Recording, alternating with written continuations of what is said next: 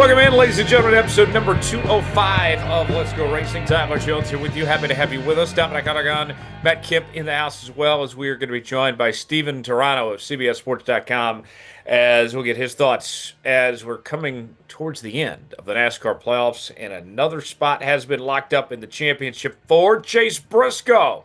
Gets it done in the Yellowwood 500 at Talladega this past weekend. We will break that down. Also, look ahead to Martinsville, Virginia. The Martinsville Speedway Xfinity 500, the final race before the NASCAR Cup Championship from Phoenix. We'll have all that and more coming up in just a little while from right now. Dominic joins me right now. Dom, the year of Chase Briscoe, the breakout star of 2025, and now he'll get a chance to win his first NASCAR Cup Series title. He's had incredible speed, and I feel like, Dom, the season for him is kind of a story in two parts. It began as him being this kind of pole sitter merchant and finding ways to qualify up front, but maybe not having the finishes. And in the second half of the year, the fruits of their labor started to pay off, and we've seen the finishes that have been adequate to the speed of the cars that he's been given. Just a really good first year for Chase Briscoe there in that 19 Bass Pro Shops Toyota for Joe Gibbs Racing. It's probably going to be the first of many, Tyler. It's like when Martin Truex Jr. had that big breakout year at Furniture Row Racing in 2015, and the wins just kept on coming years and years later. And we're only seeing the beginning here with Chase Briscoe. And oh yeah, by the way, doing something that Martin Truex couldn't do, Tyler. That's winning on a super speedway. And I'd asked Chase Briscoe about that. The fact that, okay, have you always been this good at super speedways, and we're just discovering this now? How that plays out, and he gave a really good answer, just kind of chalking it up to just a combination of not being too aggressive and not being aggressive enough. And he's had to learn that over the years. He had a conversation with Dale Earnhardt Jr. about that, and just ARCA rode around, was a little too aggressive, I believe in the Xfinity series or maybe the Truck Series, and has found a proper balance now. And the seas parted perfect for him with the Kyle Larson fuel mileage run there on the last lap, to being able to go around Bubba Wallace and have Ty Gibbs be a team player with Joe Gibbs Racing and push Chase Briscoe to the win. Fascinating story. He's going to fight for a championship. Certainly an improbable story from, let's say, 7 or 8 years removed, Tyler, where Chase Briscoe probably was not going to be in any NASCAR ride, and that win at the Roval saved his career. Yeah, big time win for him as Matt Kemp joins us right now. Matt, Chase getting it done. Now he'll get the chance to compete for that championship. And here we are with the way this championship 4 is shaping up. We know Denny Hamlin's going to be there, and maybe Christopher Bell potentially joins him, but it does seem like the Joe Gibbs cars, with one more week till we get to Phoenix, have the upper hand, that they look like the teams to beat right now with what we've seen the last 2 weeks. Oh yeah, this whole 10 race chase that we've had this year, or the playoffs, or whatever we're gonna call them moving forward. But uh, they've been the team to beat, no question, and pretty much sitting top 3 in the standings right now as we go into Martinsville, into the cut race. So no question, the championship favorites rolling into Phoenix. But we'll see. I think the Penske cars are gonna have something to say, being a half-mile flat track, but obviously, Hendrick's been really good at Martinsville too. So it's kind of a toss-up, and I don't think even Christopher Bell and Kyle Larson, who are sitting 30-some points above the cut line, can even really feel safe going into this race. Yes, it's a very good point. So let's look at the playoff picture heading into Martinsville this weekend, and how things stack up with Chase Briscoe and Denny Hamlin each advancing. There are 2 more spots remaining in the championship 4. Win and you are in is the name of the game. And Christopher Bell and Kyle Larson are each 37 and 36 points ahead of the cutoff, respectively. William Byron, 36 points back. Joey Logano, 38 points back. Ryan Blaney, 47 back. And Chase Elliott is 62 back. Dominic, no one is safe, because even with Bell and Larson having that big of a gap, get somebody to win the race, and then if you finish behind one or the other, then all of a sudden you're out of it. This is this is anyone's ball game heading into this weekend at Martinsville. Those numbers are so deceiving because you look at that and you would think on the surface, 37 and 36 points up on the rest of the field, that's probably safe in most instances. But you're right. You look at Byron, Logano, Blaney, and Elliott. All four of them, Tyler, have won at Martinsville in the past. All four of these drivers know how to get it done. Ryan Blaney's got it done the last 2 years in 23 and 24. So you can't count any of those guys out.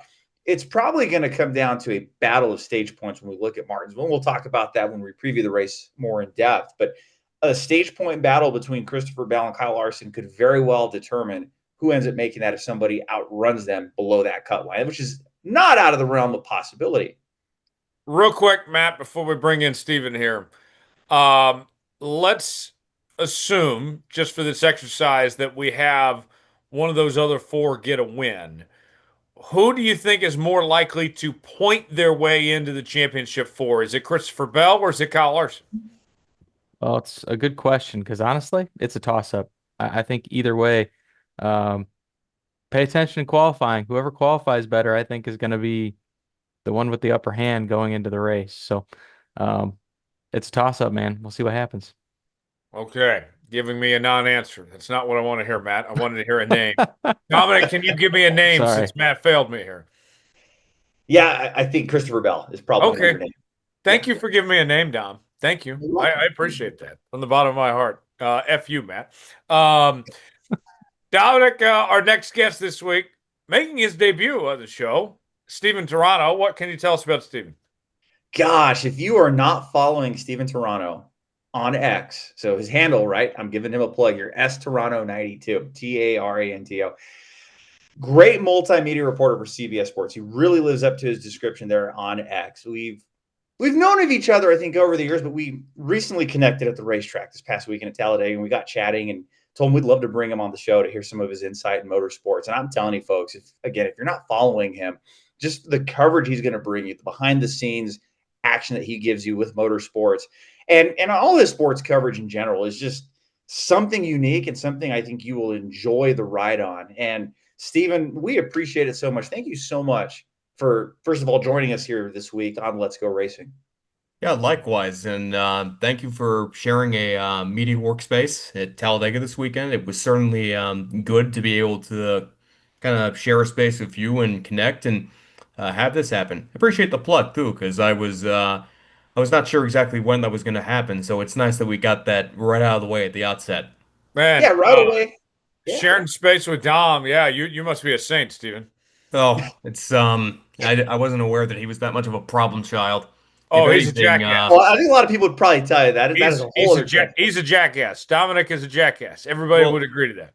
Well, I mean, if anything, I'm probably a bit more of a character, but the good part is that I think by and large, I'm usually only in the media center for like 10, 15 minutes at a time on a race weekend. So if people have to put up with me, they don't have to put up with me for long before I stick my head back out there and run around and go play in traffic, as I like to. Well, you got me in small doses then, because we didn't. It was sporadic. We'd see each other, we would, and so Yeah. I guess a little bit goes a long way in this case. Yeah. No, no, granted, you were out there and you were doing photography, I believe, as well. So you get it. You get what I'm going for.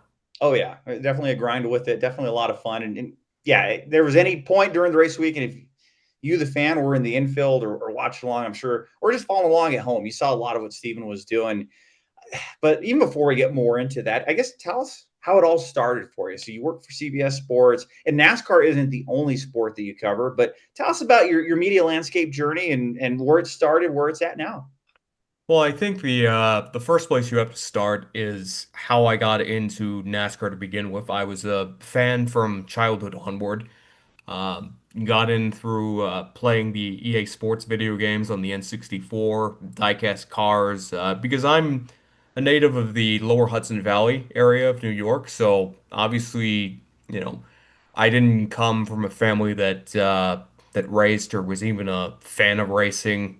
It was a TV sport for me growing up, but I watched every single week from 2001 onwards. And when it came time to go to college, I and really kind of map out my future, I knew that I wanted to be involved in the sport in some way, shape, or form, even if I couldn't quite articulate what that was or what that would look like. And I knew that being in North Carolina was going to be the place to be. So I went to school at Elon University. Shouts out right on my t-shirt tonight. About an hour and a half away from Charlotte, and it put me in prime position to really get um, involved in the ecosystem of the sport. The problem was, and this is probably attributed to just being, 19, 20, not necessarily having life experience. I just kind of lived as a normal college kid would, just kind of around the general area of the thing I wanted. And it didn't really yield much of anything for me, except I did have an internship with NASCAR Broadcasting one summer. Shouts out to nepotism. My father knew the VP of NASCAR Broadcasting at the time. So that did give me the opportunity to start getting hot passes to races. As a matter of fact, going into Martinsville this weekend, that was the first race I was ever credentialed for, the spring of 2015. And I just kind of, handed out business cards, tried to introduce myself to people, thinking that that combined with the Indeed page was how I was going to get a job in the racing business, and it was not. So I kind of had to go back home with my tail between my legs and take a normal job as a ad operations tech with CBS Interactive in New York City, thinking I kind of blew it. But what I did was I started really learning exactly what it took to not only find what was out there in the business, but also just get to know people. So I spent about a year just writing emails, making phone calls, you know, trying to learn from other people, how they got in the business, how I should go about trying to get in the business, and eventually it led me to the opportunity to work as a PR intern at Charlotte Motor Speedway for All-Star Race Weekend 2017. And what I originally thought that I was angling to try and be a PR person, a PR rep for a race team. And what I learned from working with Scott Cooper, Jonathan Coleman, the staff there, was that a lot of people who were in PR started out in journalism. And it just so happened that I was doing freelance writing for a website called Motor Racing Digest at the time. And I also had an opportunity because I had taken an interest in writing about NFL football. I had the opportunity to join the news desk at 24/7 Sports as a nights and weekends writer on the NFL desk they had at the time. So I took that, moved down to Nashville, and did the did news desk stuff for about a year before I was promoted to covering the Carolina Panthers full time. And that was a big deal for me because not only had that team with Cam Newton, Luke Kuechly, Ron Rivera was the head coach. Not only had they really captured my imagination and given me a strong interest in writing about football, but it also gave me an in to the city of Charlotte, to the Charlotte media landscape. And I had the opportunity to kind of cross over with NASCAR in ways that I wouldn't have had if I had been covering another team or just continuing to do desk stuff, that type of thing. So did that for about a year again. Then we got reorganized. I ended up back on desk work for it was more of a general news desk that they pivoted to that I ended up on, and it was very challenging, but I was still managing to get to the racetrack. I worked with a friend of the show here, Atlanta 2018. I was a gopher on Jimmy Means' Xfinity team while David Starr was the driver. So that gave me another opportunity to kind of work on a race weekend and see how things worked and see, you know, try and put myself to the test, see what I could do, what I could improve upon. But COVID happened, and it was. it was interesting for me because I had finally gotten a credential to cover the Champions Banquet in Nashville the year before that. So Atlanta was going to be the first race that I covered having a media credential, and that race obviously never happened. So I was trying to figure out exactly, what I was gonna do.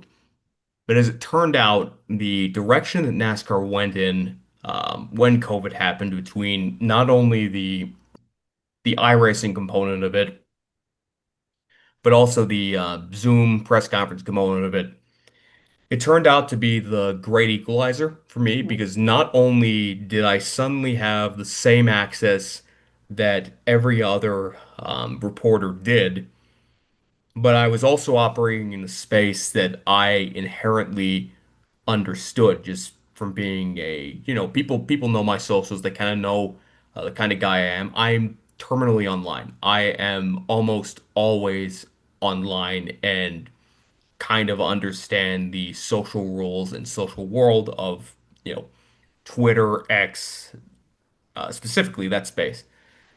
So I ended up doing a lot there, connecting with people, not only connecting with people, but also kind of showing people what I could do, how I operated, putting my name out there. And in the meantime, 24/7's desk needed all of the sports content they could get. And NASCAR just so happened to be the only thing that was on, and it also overlapped with the very college sports heavy audience that they have, and turned out that a lot of NASCAR stuff performed quite well on their team sites on Facebook and whatnot, just because, if you're a UGA fan, chances are you're probably also a Chase Elliott fan. If you're an Alabama fan, chances are you keep up with the races at Talladega. So it worked out that way, and eventually, um, one thing I should mention is that 24/7 Sports is a CBS Sports property. So eventually, they brought me up to work on the NASCAR vertical for CBSSports.com. But I was also so it's kind of an interesting operation because NASCAR isn't a CBS property per se, kind of independent of the history of it, with them broadcasting the Daytona 500 and whatnot. I am a news desk guy who does NASCAR for them.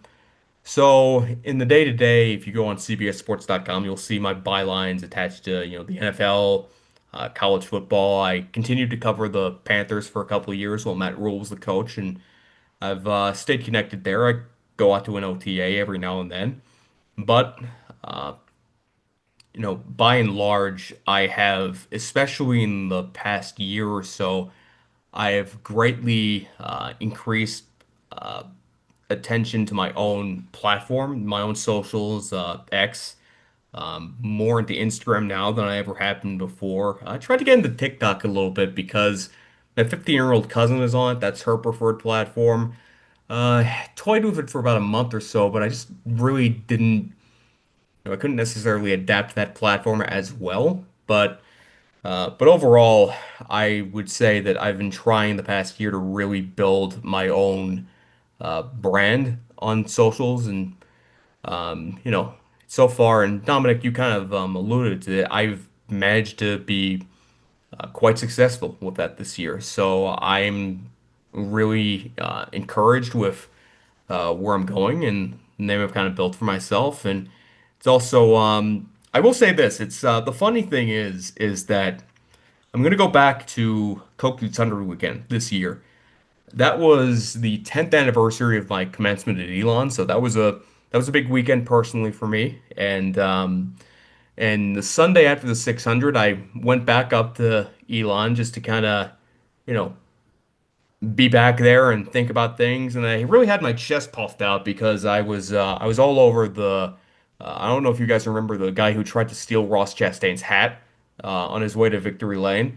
I was the guy who kind of noticed that happening, so I ended up getting a lot of traction out of that, and so I was kind of feeling quite chuffed, feeling quite proud of myself. And then it turned out I got called out on Denny Hamlin's podcast for being wrong because I inadvertently threw him under the bus uh, with when I posted about Ross Chastain's path for the win, and I was like, ah, I guess I'm not as great as I think I am. So that was, you know, I guess that's just an illustration of what I've managed to reach, but still the kind of way I have to, you know, the distance I still have to traverse yet, I guess is what I'm trying to say. We all have those humbling moments. Yeah. Yeah, I remember a time at Kansas Speedway getting Eric Almirola's name wrong in a press conference. And I'm pretty sure it was at the time when the press conferences after qualifying on a Friday were running on Fox Sports 1. So, Tyler, you were there for that one. I think that was kind of the butt of the joke of the whole weekend among the media corps. Yeah, and it was pretty unexcusable on your part. Like everybody knows his name's Eric Almirola, but you thought his name was Arik for some reason. You trusted Daryl Waltrip as a source, which was your first mistake. But nonetheless, we all live and learn Yes. from that. With Yeah, that said, Stephen, thankfully Travis Rockhold actually he actually really likes the cut-ups I do of the onboard cameras now. So and I also, you know, I wrote emails after that. I actually personally apologized to Denny in Indianapolis, so it was like it was good to know that I was able to back in the good graces of Action Center Mitchell and the Denny Bros, as it were. oh, I remember that. Yes, Yeah, that was something. Yeah, I do recall when that occurred, Stephen. But glad to yeah, see things worked out okay. With yep. that said, Stephen, when you look at some of the things that you've covered in your career, whether it be in NASCAR or other sports, what are some of your favorite or fondest memories? What are you most proud of? What you've done? Uh, I guess I'll start on the non-NASCAR side. I think it's one of the things that sticks out in my mind as far as something I covered that I learned the most from was that first season that I mentioned being a Carolina Panthers beat writer was 2018. That team, that was kind of when that 2015 team, the core of that 2015 team that went to the Super Bowl was still in a position where they were trying to get over the hump and trying to get back to the Super Bowl. And that team was 6-2. When I went out to a game in Charlotte, they beat up on the Buccaneers pretty good that day, and it looked like they were rolling right along, and they were going to challenge the Saints for the NFC South title and maybe even the one seed. And they went to Pittsburgh 4 days later for a Thursday night game, and they were never the same again. They ended up losing seven straight, finishing 7-9.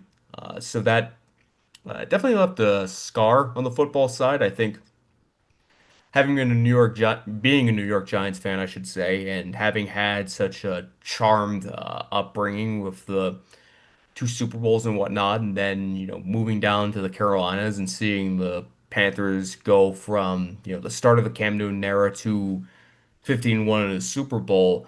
I think I kind of had an expectation that things would just be perfect and work out forever, and they did not. And I kind of had to learn how to mentally handle that while also keeping my cool as a reporter as well, and as far as being professional goes. So that's something that sticks out. On the NASCAR end, I think thinking of Martinsville this weekend, probably one of my favorite things or favorite races I've ever covered was the Hail Melon race. Being out there on pit road after the fact is not something I can really replace.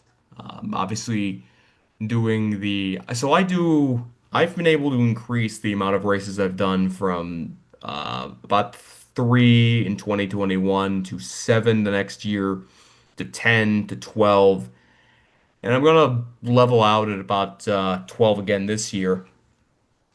And so obviously doing the Daytona 500 each year has been big.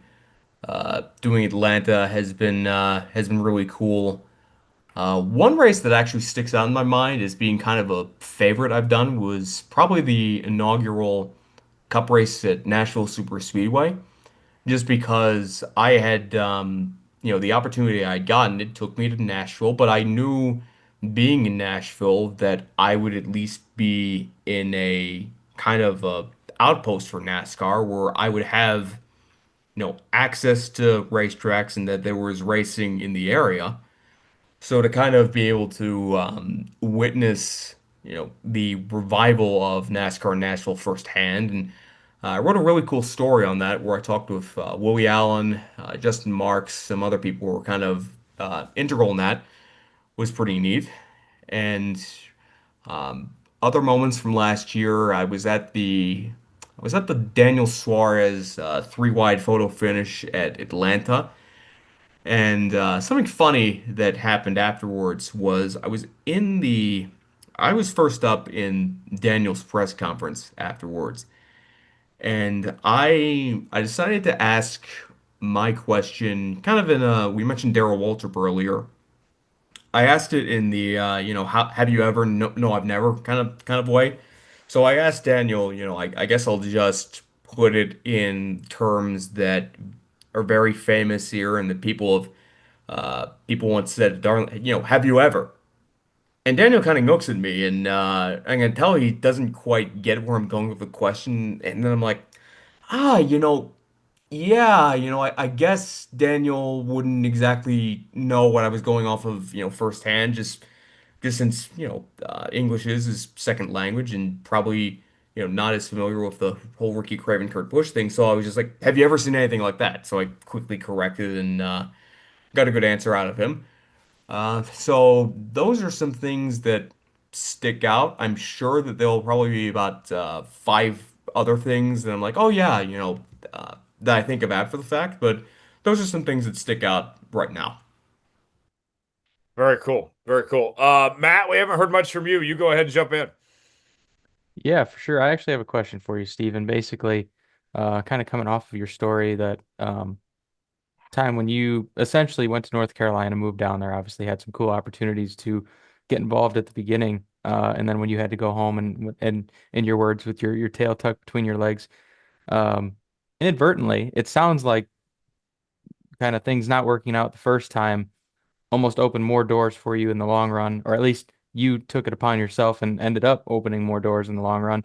Do you feel like the path, looking back on it now, that you've taken has been more beneficial to you than you could have imagined? Yeah, I've thought about that a lot. I think, if I had known what to do at the outset, I probably could have gotten a little further ahead a little earlier. I probably would have, maybe I would have made a little more money here. Maybe I would have had a cooler experience there, but it's difficult to project exactly how, things would have worked out on that end. And then also, I think it made me a lot wiser. I think it made me a lot better person, not necessarily taking things for granted. I think I was pretty guilty of that when I was younger.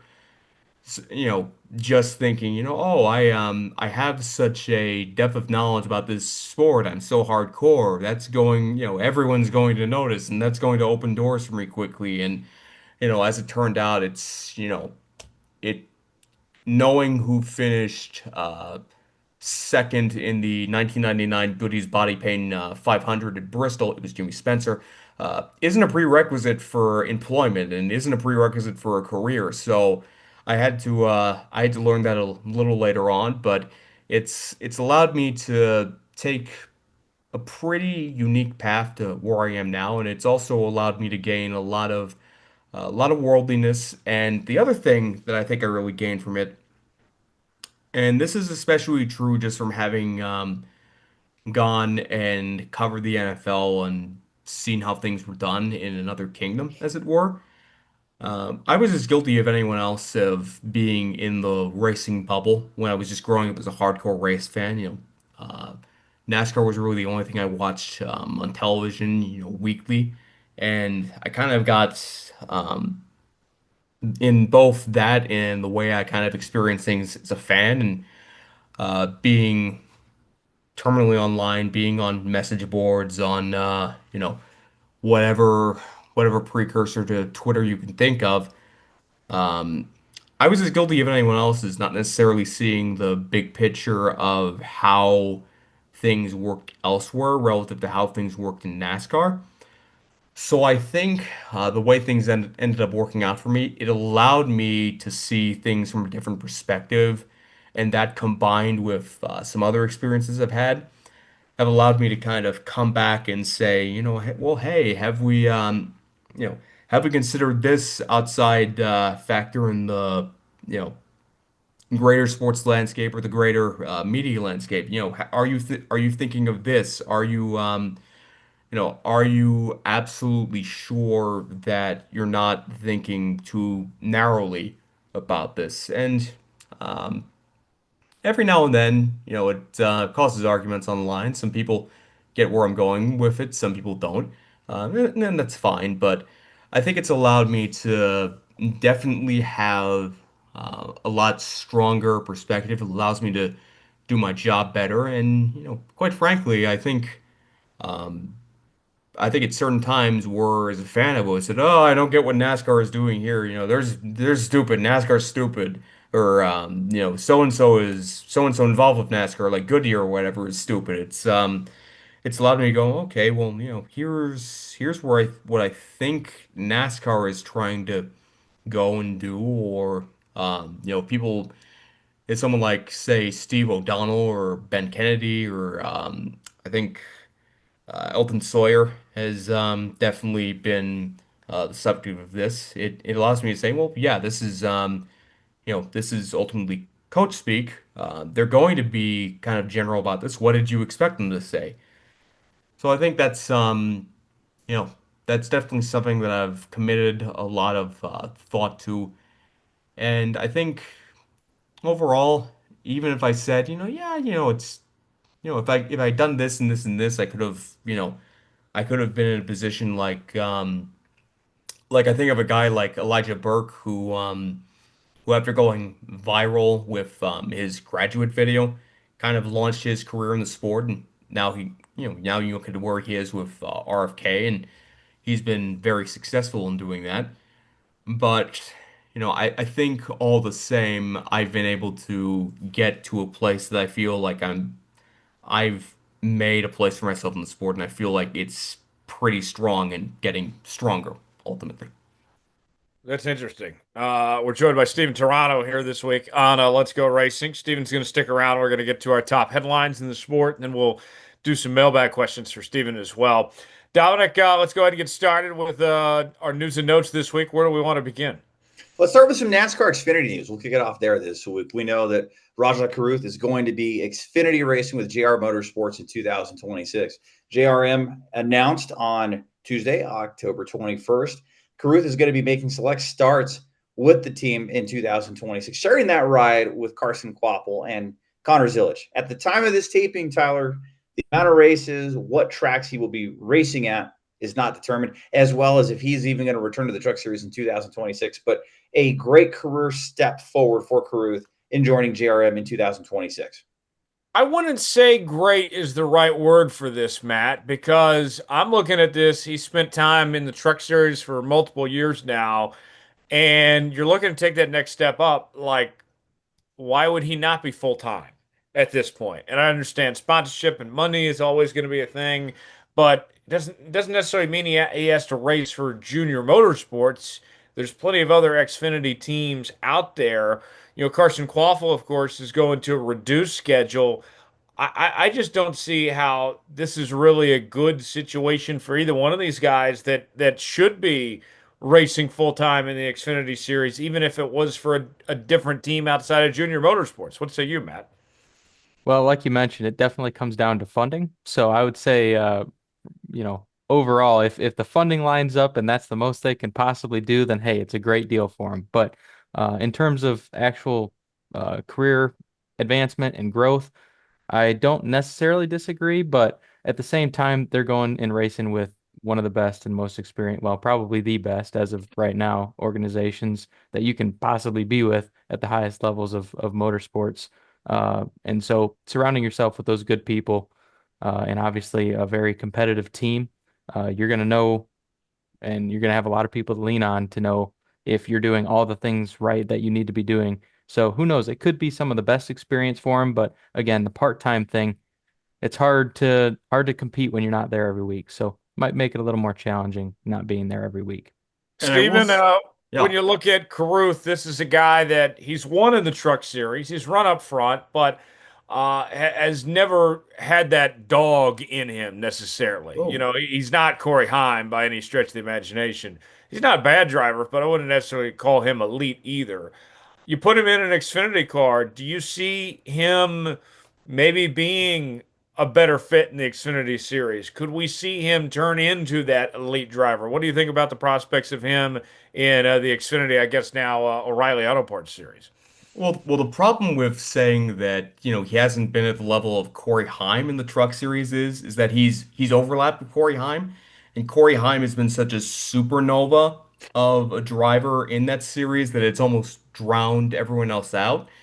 And I think the fact that Raja raced head to head with Heim in Nashville this year, and not only beat him, but now he's taken advantage of the opportunity he's had in the playoffs, and he's a step away from advancing to the championship four in that series. Bodes very well for him. The other thing I think that bodes well for him is his overall attitude, work ethic.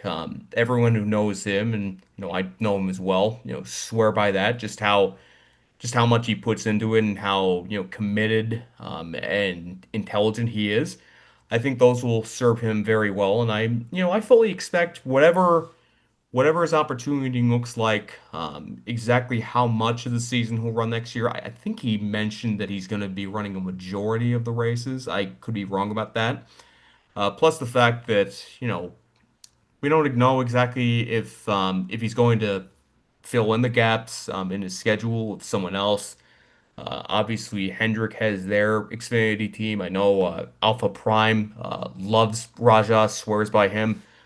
So I think that overall, especially being with organization of the caliber of Junior Motorsports, and the fact that they're going to have Rodney Childers in that building next year, not necessarily on Raja's team, but just to have him and have the trickle down effect Well, of he will having. be on Rajah's team. Will he be on Raja's team? I thought Rodney was going to be on the I thought Rodney was on the one and Raja was going to be in the 88. Because he's sharing the ride, Dom, with Quaffle and as Zillich. well as That is my uh, understanding. Yes, with Zilich and Connor and it's Zilch. Qualcomm.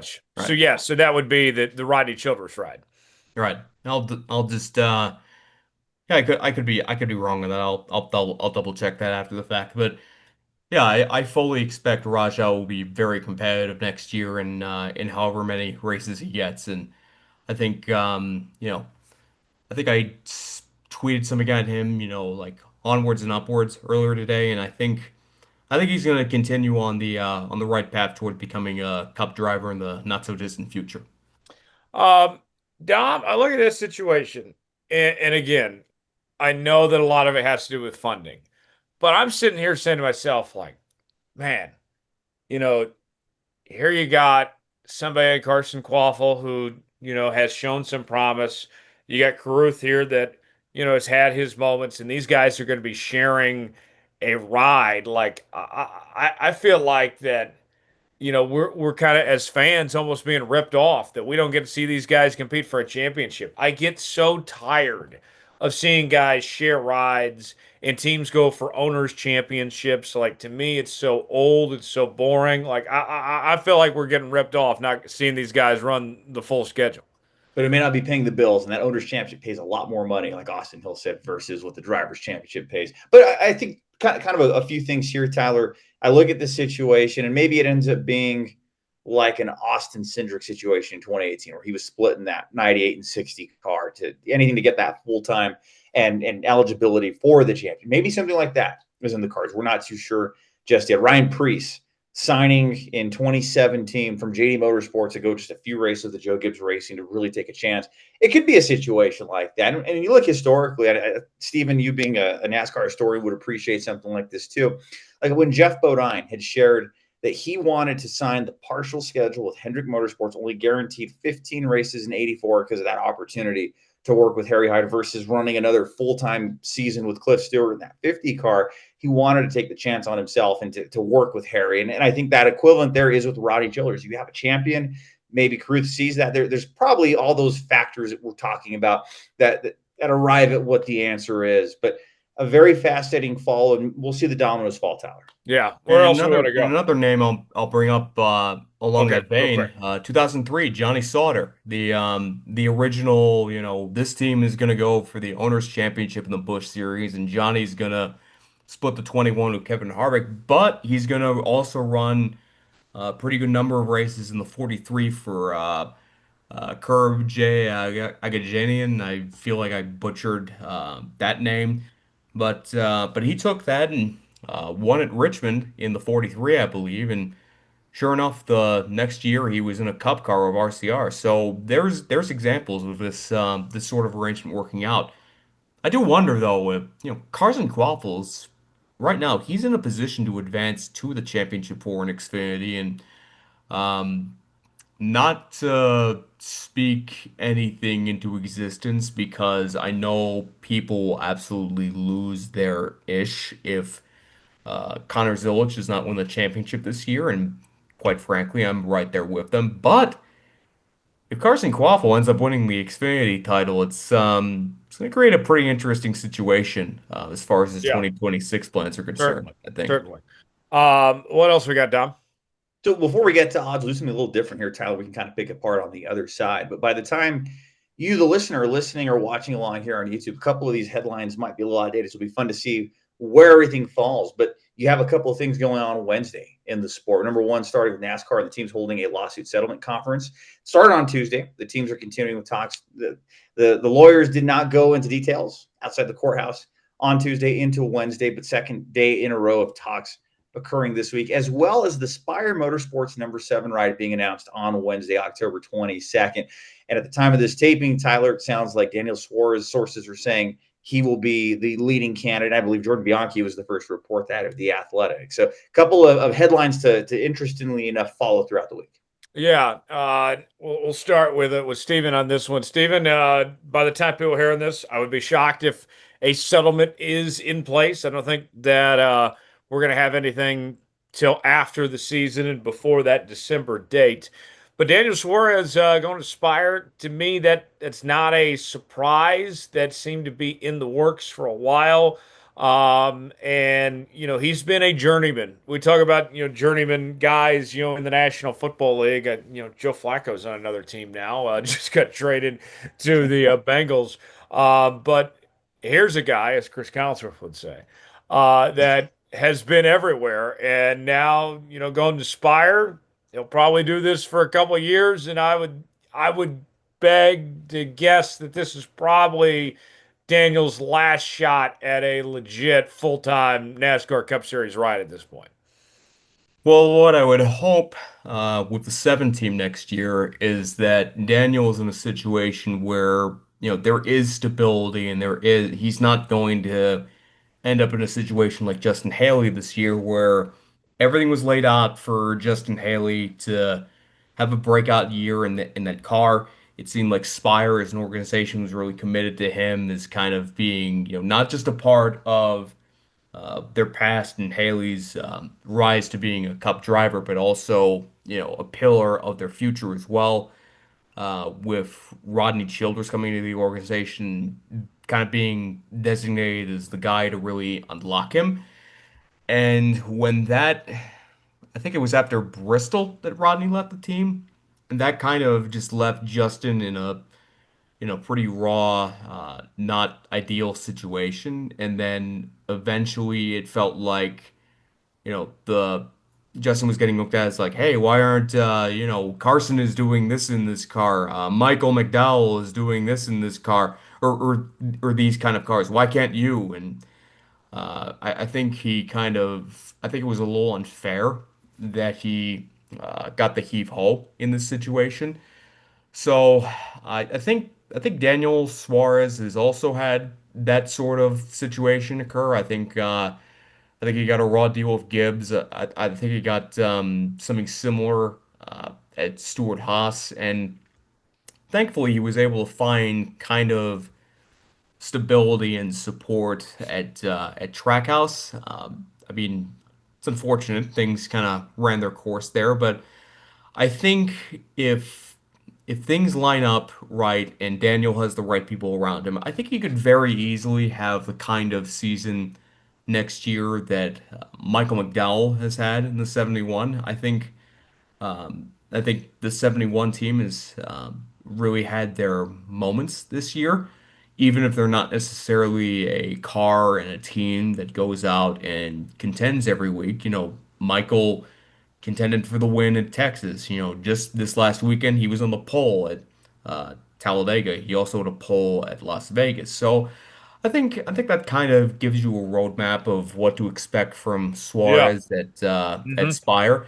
And I think overall it's just good to have Daniel in a Cup Series car. Obviously, he's very well liked in the garage area. He's Sure, sure. people appreciate him and his journey to this point. Obviously, the whole thing in Mexico City this year was pretty good.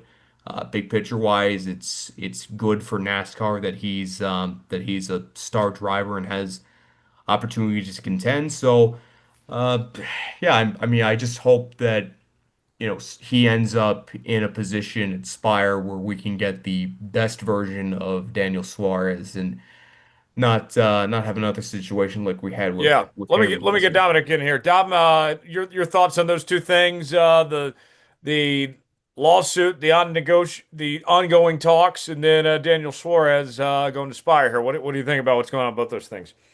Yeah, I think with the lawsuit, we're not really going to see the needle move much. I'm kind of with you, Tyler. I think we're going to see more movement happen with that over the next few weeks, but we don't see anything move as far as the needle goes this week. And as far as the 7 car goes, Inspire Motorsports, kind of a non-surprise, if you will, if it is Suarez that is announced, which all signs point to that. And the journeyman comparison's really good. I think of Jeff George and Gus Freyatt, like those kind of NFL guys. Daniel Suarez is kind of in that position, but maybe he makes a career out of doing something like this. Yeah, he's made plenty of money, and you know, Mexican Carlos certainly helped him out a lot in his career as well with the money he got from Eris and CommScope and all that. That didn't hurt by any means. Matt, Daniel Suarez at Spire. What are your expectations there, and what do you think about where we're at in this 2311 front row lawsuit right now? Well, uh, lawsuit, I totally agree with you. I don't think anything's going to get resolved until a lot closer to the actual date of kind of D-Day, we'll call it. But um, Daniel Suarez front, I don't know what you guys are talking about. I'm hearing Carl Edwards is going to the 7 car next year. That's what I'm hearing. Yeah, let's hope for the Well, beyond. that would be wild. I hope you're right, Matt. I did That's too. the case.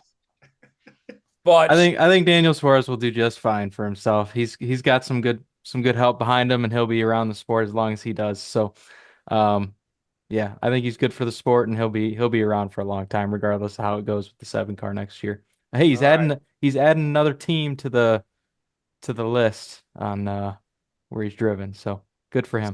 So he spent that 1 year at Stewart Haas. I'll tell this story real quick. And before it was even announced that he was leaving, we all thought he was leaving. I remember going by the Stewart Haas trailer, and one of his shirts was on sale for $10. And I said to myself, "Yep, he's definitely gone." And I ended up buying the shirt. And uh, like 6 months later, I went and saw Dominic and I wore it, and he was upset at me for wearing the thing. I'm like, what's wrong with wearing the Daniel Suarez shirt, Dom? Yeah, I don't know. Just yeah, that was not the move, Tyler. Yeah, if you wanted to be really hardcore, you would have bought one of Suarez's Gaunt Brothers '96 Oh shirts. yeah, look at that. That's Yeah, Man, I forgot about that. you would have Man, been in yeah, that's season wearing that one, Tyler. Okay, you wore something that was outdated. Okay, it wasn't even vintage at that point. Like you wore this 20 years from now, I'd be like, hey, look at that. No, yeah. Well, the thing is that if you're a hardcore Daniel Suarez fan, like having one of the Gaunt Brothers shirts, I don't even know if they've made Suarez merch when he was in the '96, but it's one of those things where it's like, yeah, I suffered. This is the equivalent of the Kenny Galladay Giants jersey I have in my closet. It's one of those things where like, yeah, I survived this, I survived that.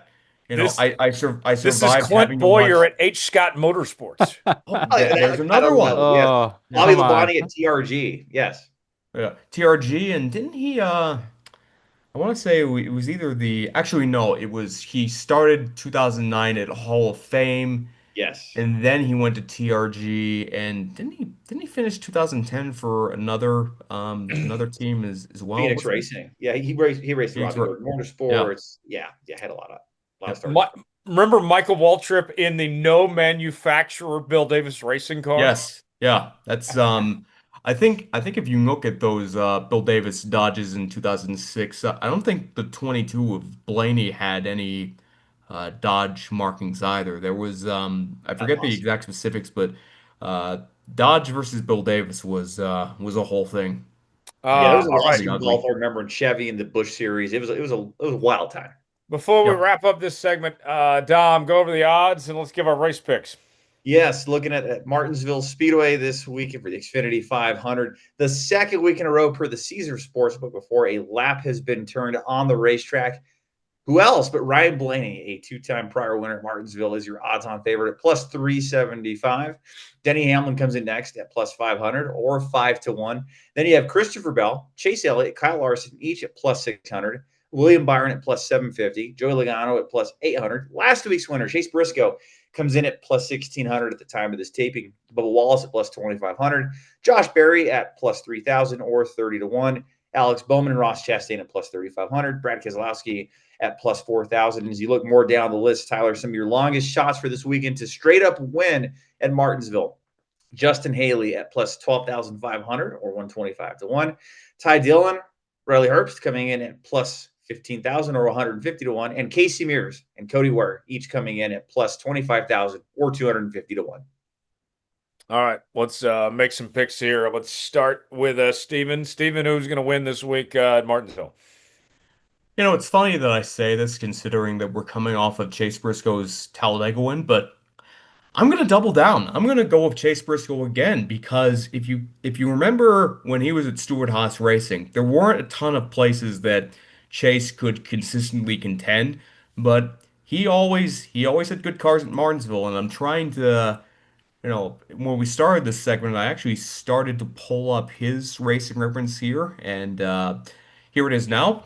Uh, Chase Briscoe has two top five finishes and six top 10 finishes in nine career Martinsville starts. And if you take away his ninth place finish in the spring race from this year, five of those top 10s and both of his top fives came in SHR cars. And in that period, outside of his rookie year where he finished 27th and 22nd in the two Martinsville races, he's never finished outside of the top 15.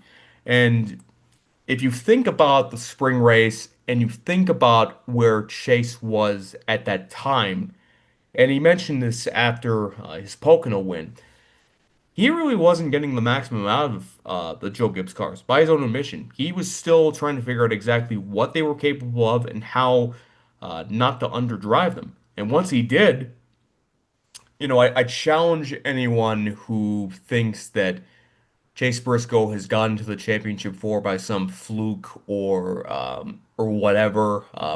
I feel like I mean I don't want to bring it up because I don't want to really grant any legitimacy to it. But in the second half of the season, Briscoe has been as good as anyone in Cup. He's been as good as Christopher Bell. He's been as good as Denny Hamlin.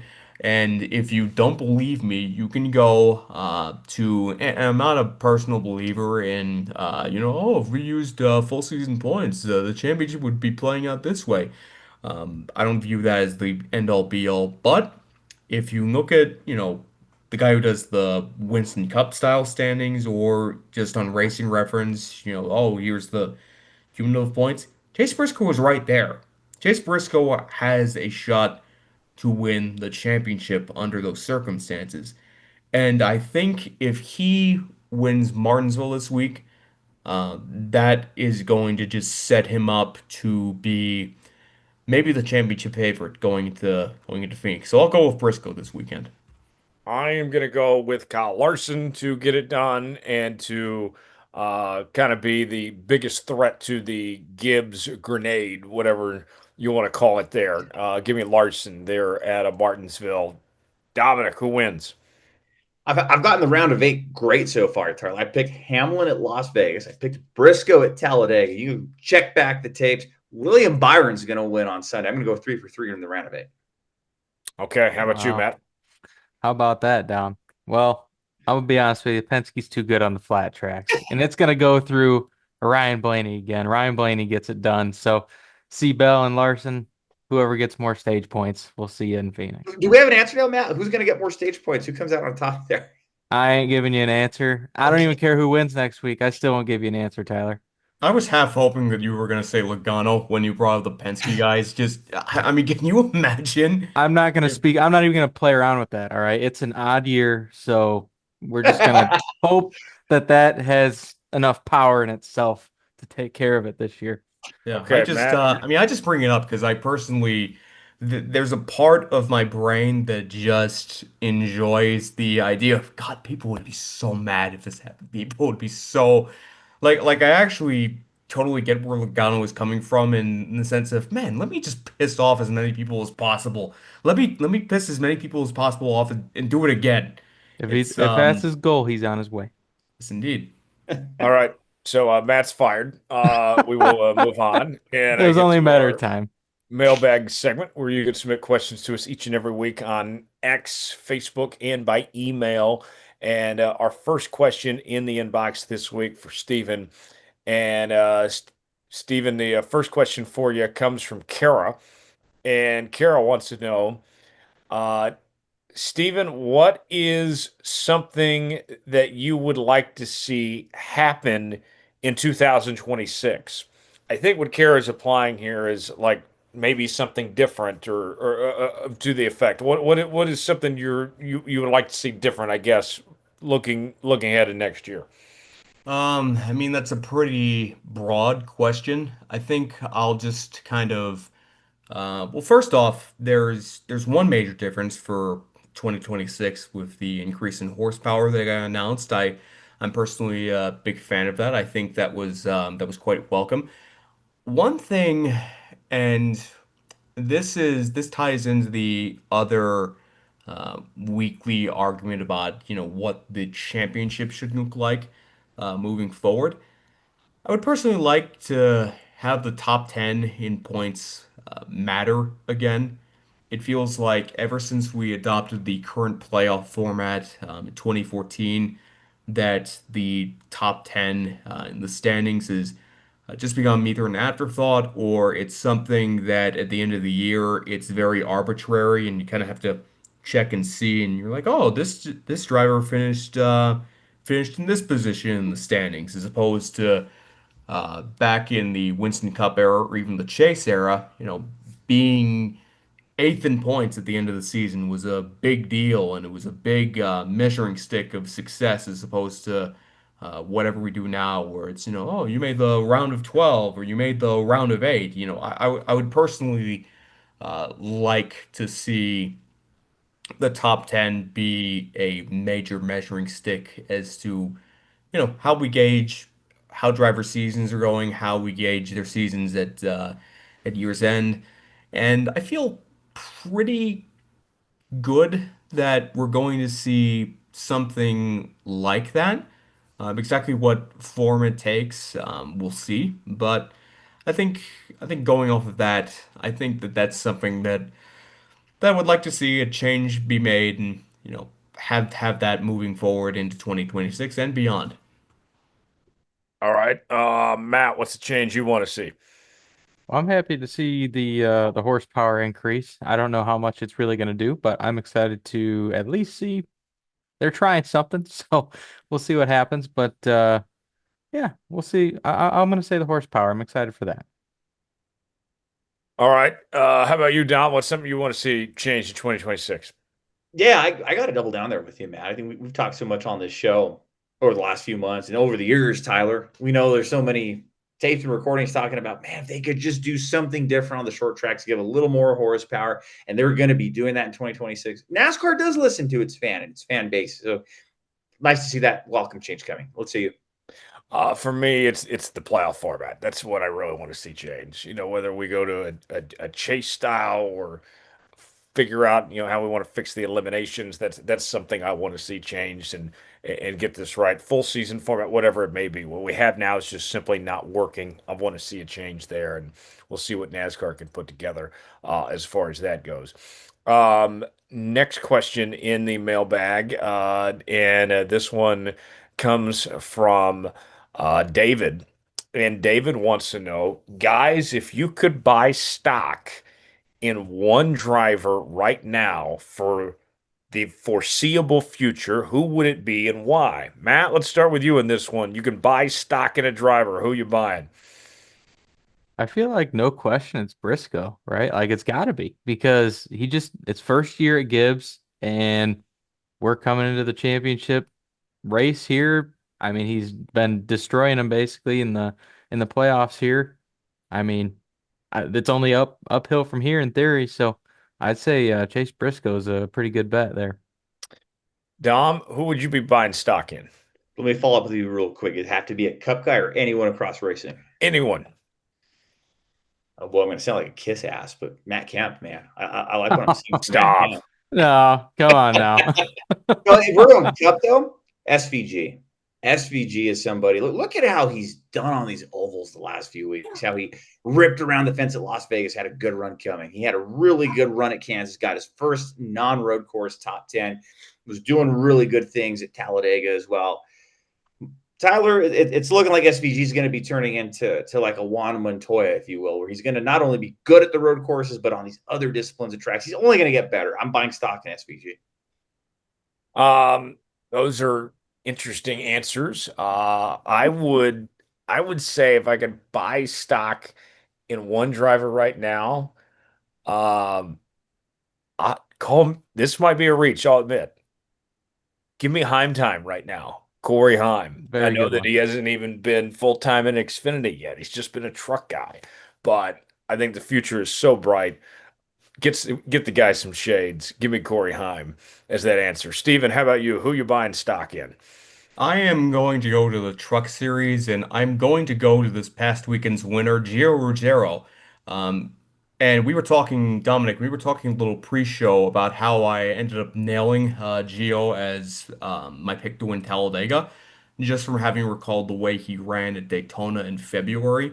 But over the second half, and especially in the truck playoffs, Gio has been right there in terms of guys who are contending, running up front from week to week at the tail end of his rookie year. And you think about, where Corey Heim is likely headed next year. We'll see if he's full time in any series or not, but the chances are good that there's going to be a vacuum that's opened up in trucks, and there's going to be a number one in the totem pole at Tricon in regards to guys who are racing for a championship. And Gio has had a background in the short track ranks that shows he can, he's got the right stuff. And I think that you're starting to see that in trucks. And I feel pretty good about where Gio is headed. So I'll go with him in terms of a guy that I'm buying stock in moving forward. Shouts out to being Italian, by the way. There we go. I like it. All right, guys. Before we go, let's go around the room. Matt, what's going on with you the next couple days, man? Man, same deal as last couple weeks. Just busy moving and hopeful to watch my pick Ryan Blaney actually win this weekend. So see what happens. Very good. How about you, Tom? Yeah, working on some fun little side projects. I know you guys are kind of aware of what that is. I hope to announce more on that stuff in the not too distant future. But yeah, a lot of fun side project stuff. A lot of side quests, as they say, Tyler. They're going to be keeping me busy. Yes, and you're gonna be in Martinsville, right? That was the plan. I will not be at Martinsville, but I will be at Phoenix, and I will be at the awards banquet. So that'll be fun to cap off the end of the year. There we go. I love it. I'll be just enjoying the race weekend myself from home, but I'm working on some side projects and exciting things ahead that I'll be announcing here soon. Stephen, what about you? You gonna be in Martinsville or Yes, I Phoenix will. here in the next couple weeks? Yep, my plan is to get on a plane, heading to Charlotte on Thursday. Make the drive up. Talking about Elon earlier. Make the drive up to Burlington. It's an hour to and from the racetrack each day, and that's what I'll do over the weekend. Probably kick around in Elon Burlington Monday, and then head back and cover Phoenix remotely. And then after Phoenix, I'll be doing another race. I'll be doing the All-American 400 at Nashville Fairgrounds. So um, it's funny. I always get kind of emotional going back to Martinsville and having that be my last race of the year on the NASCAR side. But this time around, it's going to be like, okay, that's done. That's great. But I've also got another race in 2 weeks. So it'll be interesting to see how that shakes out. Love it. Great stuff, guys. We'll put the checkered flag out in this edition of Let's Go Racing. Subscribe to the show. New episodes out each and every week. Apple, Spotify, Google Podcasts, where you can listen to podcasts. Check us out on social media as well. Give us a follow there. And check out the Studio Soapbox Network. This show, the Jones Support, Coach Moto's podcast, available on all podcast platforms. We'll put the checkered flag out on this edition of Let's Go Racing. For Dominic Aragon, Steve Taranto, Matt Kemp, I'm Tyler Jones. Thanks so long. It's been another edition of Let's Go Racing. We'll see you next week.